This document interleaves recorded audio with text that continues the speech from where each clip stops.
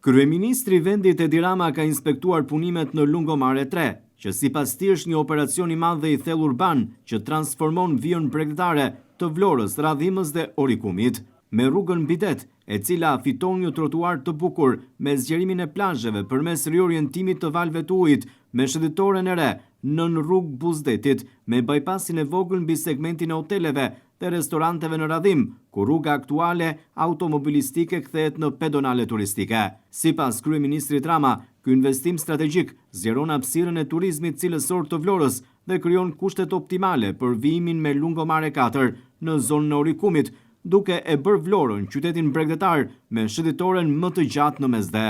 Logjika e kësaj Lungomares ka të bëjë me forcinë e biçikletës që është përgjatë rrugës, që është e vazhduar nga tuneli shkon deri në Orikum, dhe pjesa e shëndetores Buzdetit dhe gjitha plazhet e pasaj që krijohen mes tyre. Ju shikojmë aty ku po vishëm me mur, ajo është gjitha pjesa shëndetore që rritet lart. Aty gjithë vazhdon shëndetoria. Po, vazhdon shëndetoria dhe aty ikën mbrapa, zbret poshtë, ikën dhe vazhdon këtu përpara dhe vazhdon shëndetoria dhe krijohen gjitha këto plazhe praktikisht. Megjithatë mbrojtës së stacionit kishte këtë problem që ku kishte dallë më dha për mbytje. Bëhet mbrojtja me gabion. Shëndetore këtu? Po, shëndetore.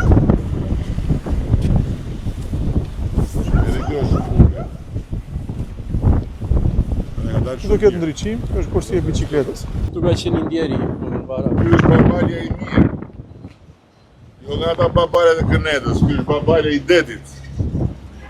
Gigant. I shoqëruar nga kryetari i Bashkisë së Vlorës Ermal Dredha, kryeministri i vendit Edi Rama inspektoi edhe kantierin e bulevardit të ri të Palmave dhe agrumeve në hyrje të qytetit të Vlorës, i cili nga një aks i vjetër e pa hapësira publike do të kthehet tashmë përveç se në një rrugë të re kalimi për makinat dhe në një aks me 2 pedonale me korsi biçikletash e fusha sportive, ku vlera e pronës sipas kryeministrit do të marrë një rritje të ndjeshme dhe biznesi gjatë këtij segmenti do të ketë një hovë të ri.